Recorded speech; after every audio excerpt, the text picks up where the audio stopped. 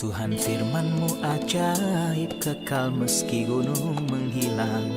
Tiada huruf yang gagal, tak terpatahkan siasat. Hidup seperti-Mu ya Allah, lebih dari emas. Aku bersaksi kitab-Mu, kitab yang suci. Terdengarkan firman-Mu, hibur hati yang luka. Terangilah langkahku kemanapun ku pergi. Biarkanlah firman-Mu berkuasa atasku. Ubahkanku, bebaskanku, ku mau menyenangkan-Mu. Tuhan firman-Mu ajaib, kekal meski gunung. Ubah dan bebaskan aku, mau menyenangkan-Mu. Ada sebuah hal yang membuat saya bertanya-tanya, mengapakah Boas pergi ke pintu gerbang untuk memenuhi hak penebusan Rut? Siapakah penebus yang paling dekat dengan Rut yang disebut sebagai saudara? Kepada siapakah hal penebusan dilakukan oleh Boas? Apa syarat dari penebus dan bagaimana mereka digenapi di dalam Kristus dan hanya Dia? Bagaimana Tuhan mengganjar dan memberi kompensasi kepada Naomi dan Rut untuk hari-hari terakhir ini?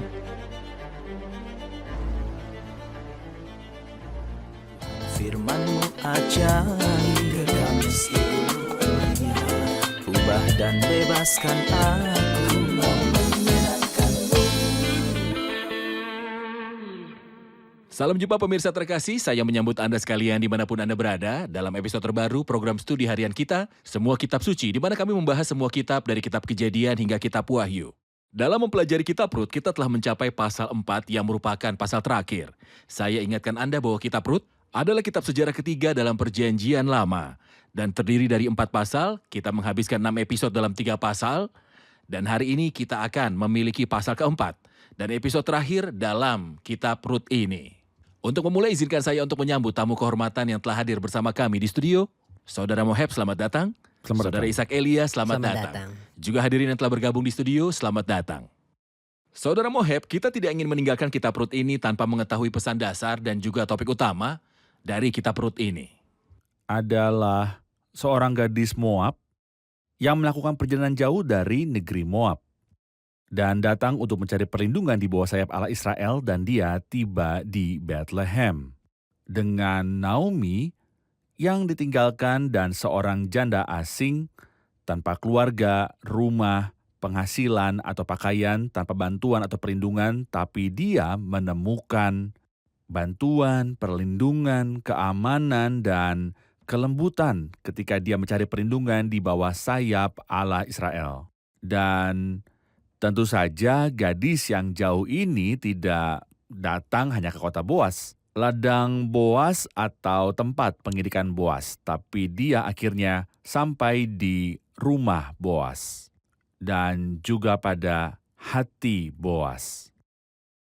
Boas berkata padanya, Tuhan kiranya membalas perbuatanmu itu, dan kepadamu kiranya dikaruniakan upahmu sepenuhnya oleh Tuhan. Dan upahnya bukanlah jelai atau gandum, tetapi pemilik jelai dan gandum, pemilik tempat pengirikan dan pemeras anggur Bapa kemuliaan. Pribadi gagah perkasa yang memiliki kekayaan besar. Ini adalah pribadi yang mengikatnya dan dia memenangkannya. Kita juga jauh, kita sangat jauh dari mengenal Tuhan. Kita terasingkan dan tanpa Tuhan di dunia. Dan kita tidak memiliki hubungan dengan Tuhan. Tetapi mereka yang dahulu jauh telah didekatkan oleh darah Kristus. Kita telah terikat pada Kristus, penyelamat dan penebus yang membebaskan kita dari perbudakan iblis. Yang mengikatkan kita pada dirinya sendiri dalam hubungan yang paling dekat dan paling kudus. Kita juga menunggu akhir yang bahagia karena perjalanan Rut telah dimahkotai dengan pernikahan yang begitu diberkati di rumah Boas. Kita juga akan bersama Kristus di rumah Bapa segera, dan kita akan bersukacita dalam Dia dan kasih-Nya selama-lamanya. Namun, Boas tidak akan bergerak ke arah Rut jika dia tidak mengambil inisiatif dan memintanya. Dan siapapun yang jauh dari Tuhan Kristus telah menyelesaikan pekerjaan penebusan. Dan dia mengulurkan tangannya dengan rekonsiliasi. Dia ingin memberkati dan menyenangkan. Dia ingin memperkaya dan membebaskan. Dia ingin menebus. setiap orang, tapi dia tidak melakukan itu kecuali orang itu memintanya untuk melakukannya. Saudara Ishak, saya akan membaca beberapa ayat dari pasal 4 dan membaca dari ayat 1 sampai ayat 12. Boas telah pergi ke pintu gerbang dan duduk di sana. Kebetulan lewatlah penebus yang disebutkan Boas itu. Lalu berkatalah Boas, "Hai saudara, datanglah dahulu kemari, duduklah di sini." Maka datanglah ia lalu duduk, kemudian dipilihnyalah 10 orang dari para tua-tua kota itu dan berkata, "Duduklah kamu di sini," maka duduklah mereka. Lalu berkatalah ia kepada penebus itu, "Tanah milik kepunyaan saudara kita Elimelek hendak dijual oleh Naomi yang telah pulang dari daerah Moab. Jadi pikirku, baik juga. Hal itu kusampaikan kepadamu sebagai berikut. Belilah tanah itu di depan orang-orang yang duduk di sini dan di depan para tua-tua bangsa kita. Jika engkau mau menebusnya, tebuslah. Tetapi jika engkau tidak mau menebusnya, beritahukanlah kepadaku supaya aku tahu, sebab tidak ada orang yang dapat menebusnya kecuali engkau dan sesudah engkau aku." Lalu berkatalah ia, "Aku akan menebusnya." Tetapi kata Boas, "Pada waktu engkau membeli tanah itu dari tangan Naomi, engkau memperoleh Rut juga, perempuan Moab, istri orang yang telah mati itu, untuk menegakkan nama orang itu di atas milik pusakanya." Lalu berkatalah penebus itu, "Jika demikian aku ini tidak dapat menebusnya, sebab aku akan merusakkan milik pusakaku sendiri. Aku mengharap engkau menebus apa yang seharusnya aku tebus, sebab aku tidak dapat menebusnya." Beginilah kebiasaan dahulu di Israel dalam hal menebus dan menukar untuk memastikan setiap orang hendak menguatkan suatu perkara, maka yang seorang menanggalkan kasutnya sebelah dan memberikannya kepada yang lain. Demikian cara orang Israel mensahkan perkara di Israel. Lalu penebus itu berkata kepada Boas, "Engkau saja yang membelinya dan ditanggalkannya lah kasutnya." Kemudian berkatalah Boas kepada para tua-tua dan kepada semua orang di situ, "Kamulah pada hari ini menjadi saksi bahwa segala milik Elimelek dan segala milik Kilion dan Mahlon aku beli dari tangan Naomi. Juga Rut perempuan Moab itu, istri Mahlon aku peroleh menjadi istriku untuk menegakkan nama orang yang telah mati itu di atas milik pusakanya. Demikianlah nama orang itu tidak akan lenyap dari antara saudara-saudaranya. Dan dari antara warga kota, kamulah pada hari ini menjadi saksi." Dan seluruh orang banyak yang hadir di pintu gerbang dan para tua-tua berkata, "Kamilah menjadi saksi. Tuhan kiranya membuat perempuan yang akan masuk ke rumahmu itu sama seperti Rahel dan Lea, yang keduanya telah membangunkan umat Israel. Biarlah engkau menjadi makmur di Efrata dan biarlah namamu termasyur di Bethlehem. Keturunanmu kiranya menjadi seperti keturunan Peres yang dilahirkan Tamar bagi Yehuda oleh karena anak-anak yang akan diberikan Tuhan kepadamu dari perempuan muda ini." Pertanyaan saya kepada Anda adalah, pada awalnya Boas pergi ke gerbang. Gerbang itu berbicara kepada kita tentang apa? Sebenarnya pintu gerbang adalah tempat pemutusan perkara. Dan Boas harus pergi ke gerbang dalam cerita jelas yang sederhana ini. Setidaknya karena dua alasan. Yang pertama adalah bahwa akan ada peradilan dalam kasus negeri dan kasus keturunan. Atau warisan yang berkaitan dengan pernikahan Boas dan Rut. Dan yang kedua, dalam hal ini penebus terdekat pertama haruslah dilibatkan. Jadi dia harus hadir. Dan seperti yang diharapkan, penebus pertama ini akan masuk atau keluar. Jadi kita ingin membawa penebus pertama Ke pintu ke gerbang. pintu gerbang. Dan pada saat yang sama para penatua harus hadir untuk melihat bagaimana kasus ini akan diadili menurut hukum. Yang telah kami tunjukkan sebelumnya dalam kitab Imamat pasal yang ke-25.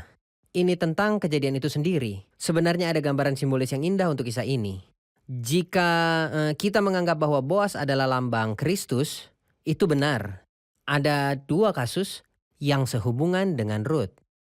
Dia membutuhkan seseorang untuk melindunginya dan mengasihinya dan memeluknya. Dalam bahasa rohani, dia membutuhkan seseorang yang rela mati baginya karena dia ingin menebusnya. Mati sebagai wakil dan penggantinya. Dan ada juga masalah hukum yudisial. Karena semua orang berdosa, termasuk saya, berdosa di mata Tuhan. Jadi siapa yang akan membayarnya? Poin pertama sebagai substitusi kita lihat pada gambaran Rut dan Boas. Dalam pasal sebelumnya, pasal 3, ketika Boas berbaring seolah-olah Kristus telah mati. Juga Rut berbaring seolah-olah orang percaya itu mati bersama Kristus dan dibangkitkan bersamanya. Di sini kita melihat Kristus yang sedang sekarat sebagai wakil dan pengganti kita. Karena dosa yang kita lakukan, dia membayar harga mereka. Namun di pasal yang keempat, ada juga kasus besar lainnya. Dia tidak hanya mengasihi kita, tapi juga ada keadilan Tuhan. Dan ada pengadilan ilahi dan ada seseorang yang datang pada awalnya dan kita akan melihatnya setelah itu. seseorang dengan siapa hal itu harus diselesaikan. Dan setelah itu Kristus dapat datang dan menangani dua hal tanah dan hal keturunan. Jadi Boas membeli ladang itu, tetapi hati Boas melekat pada Rut. Benar. Dia harus pergi ke gerbang dan kita ingat. Ini gambaran Golgota. Dan kita Tentang ingat. apa yang terjadi di kayu salib. Gerbang adalah tempat penghakiman dan hal itu perlu bahwa Kristus mati terlebih dahulu Tepat. dan merasakan vonis dan penghukuman untuk menjadi terikat pada Kita masing-masing ingat kita. dalam kitab Keluaran pasal 12 anak domba Paskah yang merupakan gambaran salib Kristus. Ada percikan darah di kedua tiang pintu dan ambang pintu Benar. rumah. Kita ingat dalam hukum budak Ibrani. Iya. Dalam kitab Keluaran pasal 21 dia dibawa ke dekat pintu. Jadi pintu memiliki banyak kisah. Tepat. Hal itu berbicara tentang penghakiman. Tentang penghakiman. Baik. Pemirsa, kita rehat sejenak dan kembali untuk menjawab pertanyaan dari hadirin di studio. Tetap bersama kami. Berkuasa atasku, ubahkanku, bebaskanku, ku mau menyenangkanmu. Tuhan firman-Mu ajaib, kami seluruhnya. Ubah dan bebaskan aku, mau menyenangkanmu. Kami kembali pemirsa terkasih untuk menjawab pertanyaan dari hadirin di studio. Silakan Sarah. Siapa penebus lainnya dan mengapa namanya tidak disebutkan dan dipanggil saudara? Siapa penebus lainnya dan mengapa namanya tidak disebutkan dan dipanggil saudara? Penebus yang lain atau yang lebih dekat adalah seseorang yang lebih dekat dari Boas dalam hubungannya dengan keluarga Rut dan Elimelek. Dan dia berhak menikahi Rut dan mengabadikan nama orang mati dalam warisannya dan menebus tanah itu dan menebus warisan. Boas tidak bisa melakukan peran ini dan melebihi penebus pertama karena dia adalah penebus yang paling dekat. Dan itulah yang terjadi. Bahkan secara simbolis penebus lainnya atau penebus pertama atau penebus yang lebih dekat mewakili hukum yang datang sebelum Kristus dan gagal untuk memecahkan masalah seseorang. Dikatakan di awal pasal 4, Boas telah pergi ke pintu gerbang dan duduk di sana. Kebetulan lewatlah penebus yang disebutkan Boas itu.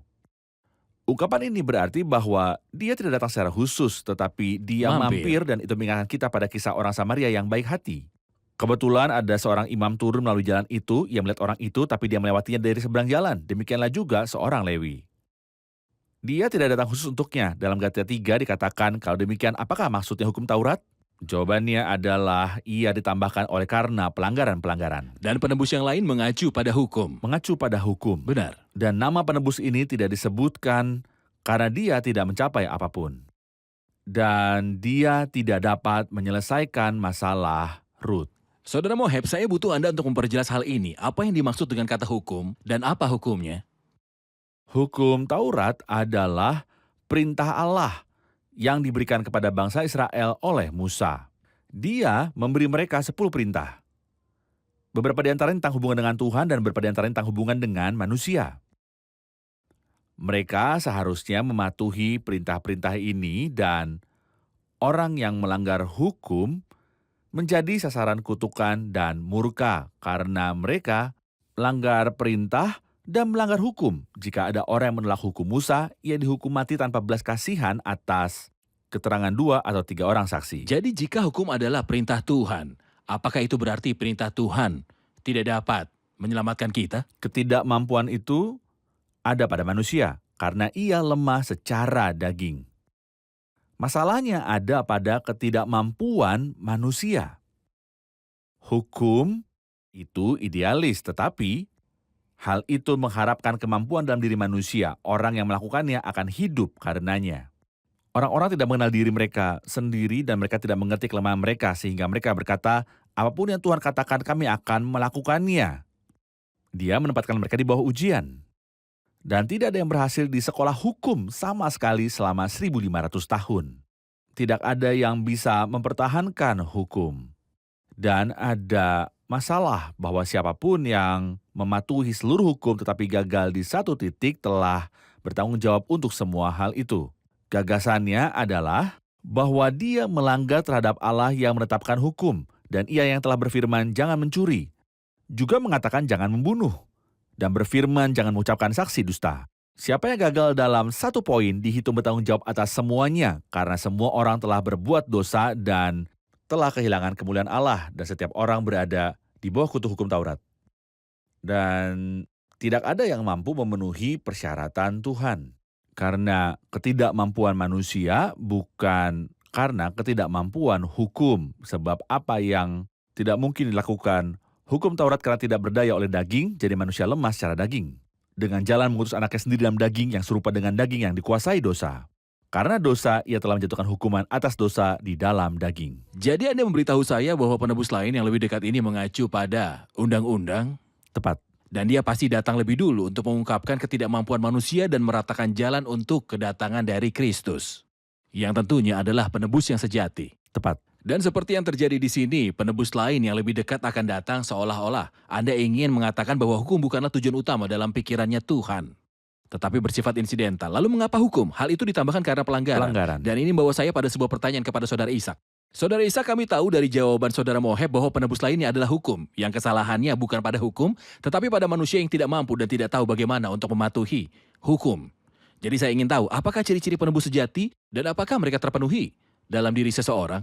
Tepat, jelas bahwa Boas adalah orang yang mampu. Injil Yohanes pasal yang pertama mengatakan sebab hukum Taurat diberikan oleh Musa, tetapi kasih karunia dan kebenaran diberikan oleh Yesus Kristus. Kasus yang kita miliki, penebus yang cakap harus memiliki atribut tertentu. Dia harus orang yang bebas merdeka. Merdeka tanpa hutang. Lalu harus dekat dengan orang yang akan dia tebus. Orang yang jauh tidak akan bisa melakukannya.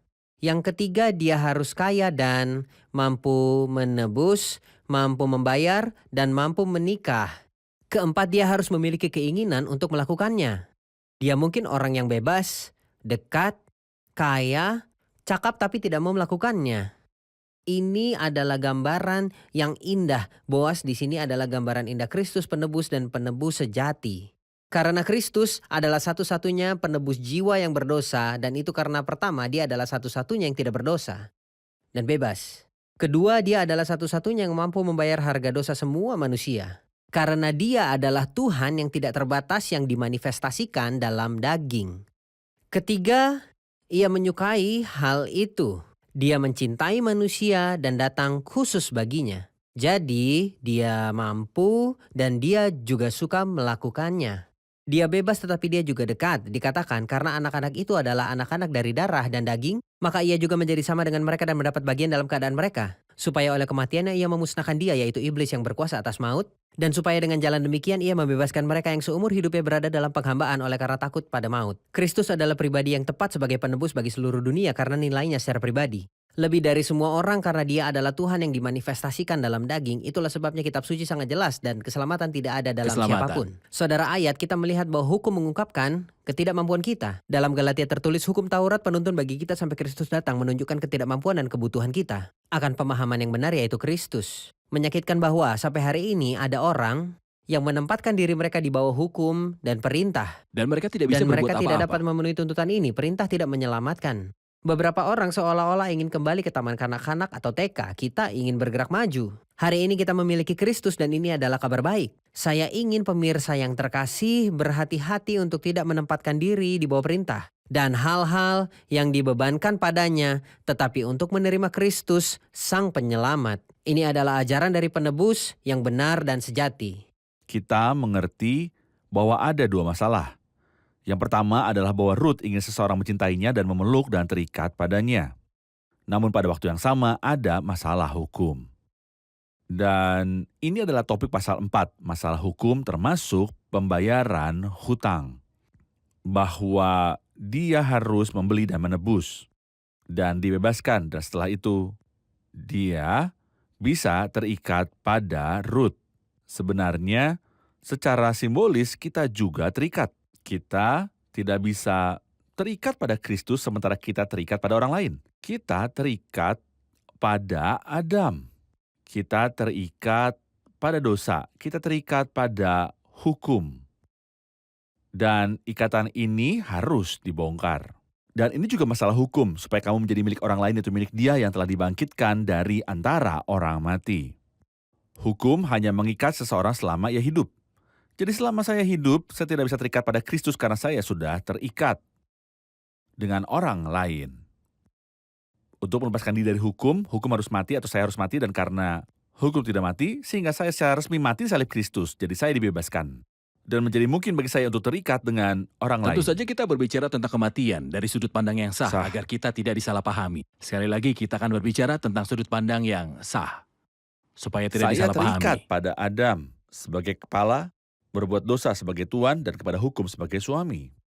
Dan dengan mengikut Kristus yang mati menggantikan saya di kayu salib, saya juga mati dan dibebaskan, dan saya menjadi mampu untuk mengikat setelah itu dengan Kristus yang telah dibangkitkan dari antara orang mati. Pemirsa terkasih, kita akan rehat sejenak dan kembali untuk menjawab pertanyaan hadirin di studio. Tetaplah bersama kami. Berkuasa atasku, ubahkanku, bebaskanku, ku mau menyenangkanmu. Tuhan firman-Mu ajaib, kami seluruhnya. Ubah dan bebaskan aku, mau menyenangkanmu. Kami kembali pemirsa terkasih untuk menjawab pertanyaan dari hadirin di studio. Silakan. Pasal 4 ayat 11, dan seluruh orang banyak yang hadir di pintu gerbang dan para tua-tua berkata, kamilah menjadi saksi. Tuhan kiranya membuat perempuan yang akan masuk ke rumahmu itu sama seperti Rahel dan Lea, yang keduanya telah membangunkan umat Israel. Biarlah engkau menjadi makmur di Efrata, dan biarlah namamu termasyur di Betlehem. Keturunanmu kiranya menjadi seperti keturunan Peres yang dilahirkan Tamar bagi Yehuda. Oleh karena anak-anak yang akan diberikan Tuhan kepadamu. Dari perempuan muda ini, mohon penjelasannya tentang ayat-ayat ini. Sebuah penjelasan untuk dua ayat ini. Sebenarnya saya sedang membayangkan Ruth, sedang menonton adegan itu. Dan Ruth mendengar kata-kata penebus pertama dan bagaimana dia meminta maaf agar tidak merusak warisannya sendiri. Dan dia melihat bagaimana Boas campur tangan dalam kasus ini dan menanggung konsekuensinya dan mengorbankan semuanya karena dia mencintai Ruth. Tidak diragukan lagi, Ruth sangat bangga dan memiliki perasaan syukur dan penghargaan terhadap Boas. Dia menatapnya dengan bangga dan kagum. Dia merasa bahwa tidak ada orang seperti dia. Ini adalah penebus pertama yang tidak menolong aku, tetapi aku menaruh harapannya padamu. Dan harapanku padamu tidak akan pernah gagal.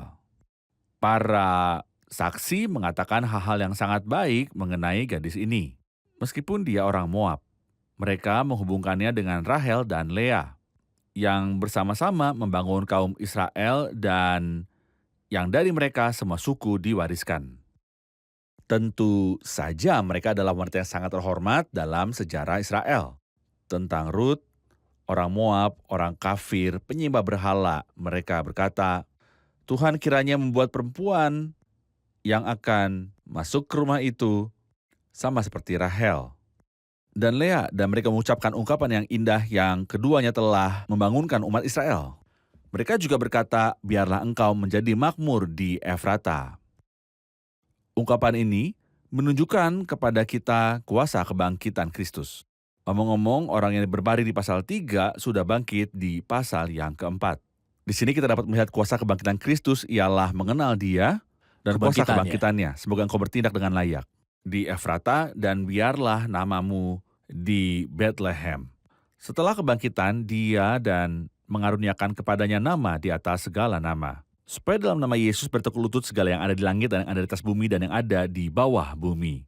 Keturunanmu kiranya menjadi seperti keturunan Peres yang dilahirkan Tamar bagi Yehuda. Dan di sini kita kembali pada hal kasih karunia. Tamar, menantu perempuan Yehuda, melahirkan baginya Peres dan Zerah. Dan kasih karunia di sini tunjukkan dengan jelas terlepas dari dosa Yehuda yang mengerikan. Tetapi melalui cara ini kasih karunia telah menang dan keturunannya datang. Dan keturunan ini meluas kepada Boas dan kepada Daud dan kepada Kristus. Dan Ruth menjadi bagian dalam rantai silsilah kerajaan Kristus. Kasih karunia melampaui dosa manusia. Baik. Saudara Ishak, dalam pertanyaan terakhir dari episode terakhir dalam kitab ini, saya ingin Anda memberitahu saya tentang upah dan kompensasi Tuhan kepada Ruth dan Naomi.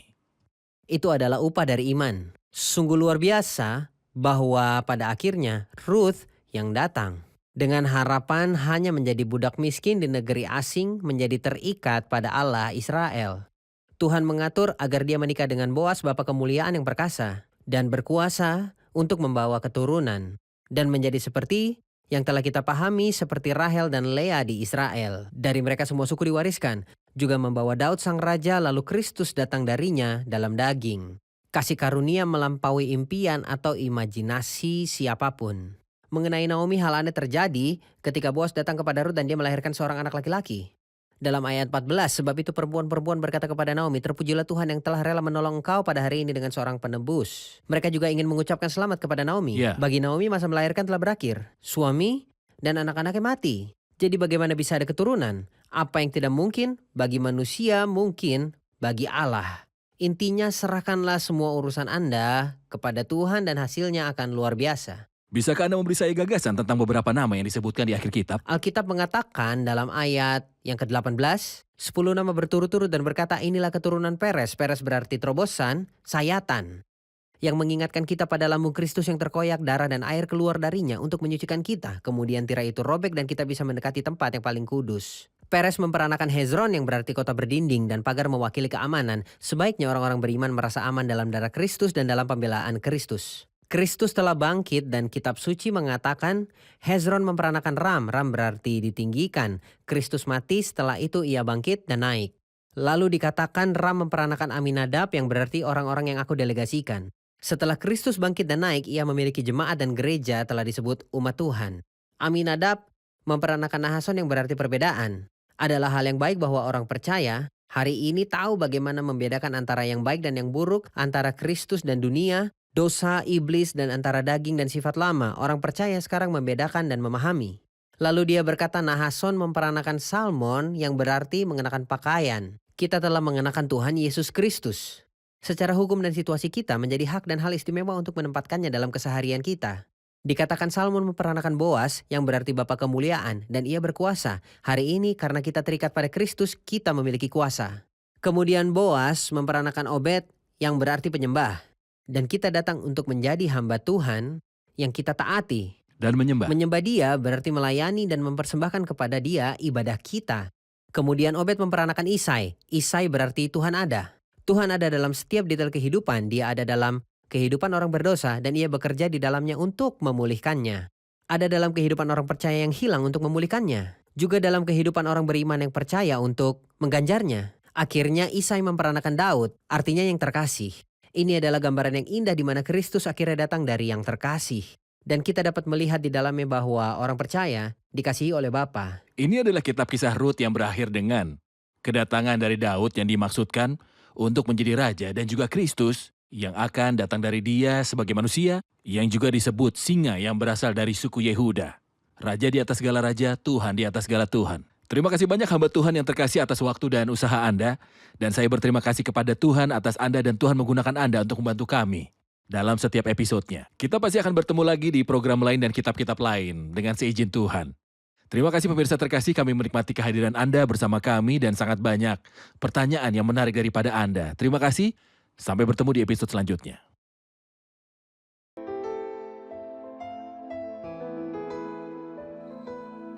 Tuhan firman-Mu ajaib, kekal meski gunung menghilang. Tiada huruf yang gagal, tak terpatahkan siasat. Hidup seperti-Mu ya Allah, lebih dari emas.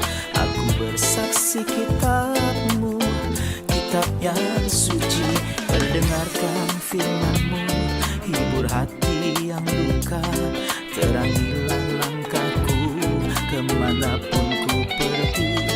Biarkanlah firman-Mu berkuasa atasku. Ubahkanku, bebaskanku, ku mau menyenangkan-Mu.